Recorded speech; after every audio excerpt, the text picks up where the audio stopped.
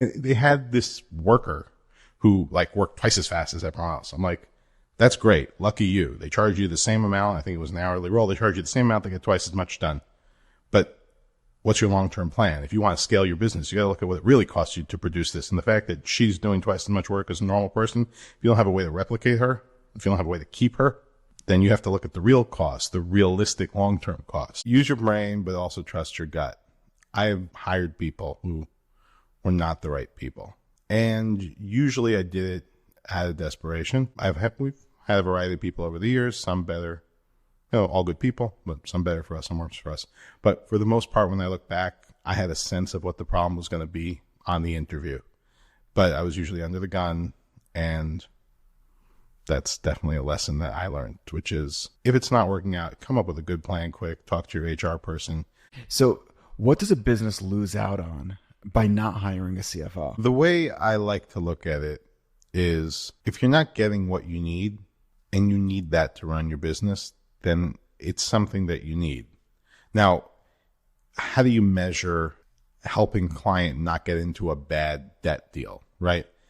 They're going to borrow $1 million and you help them recognize that the loan they're looking at is going to cost them an extra $100,000. That's really what you're selling. You're selling the peace of mind of not having to make those calls, because anyone can make the video, but you're selling maybe a higher quality video, or maybe you're selling the same video, but it'll be done on time and without you having to think about it. And your true client, the client who's going to pay you that price, is the one who cares about that. And by charging an amount that's more, let's say, than your run-of-the-mill place, you're going to price some people out, but that's okay.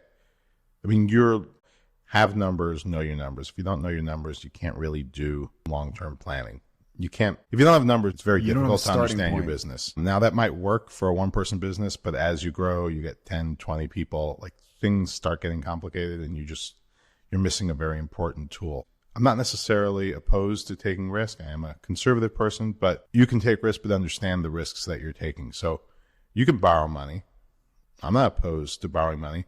But if you're borrowing money, know how much money you're borrowing. And for anyone listening, you might be the best at everything, but you can't grow a business if you're doing everything. So my mentality is every day is, who can I give this to that can do it really, really good? I brought on people to help with marketing.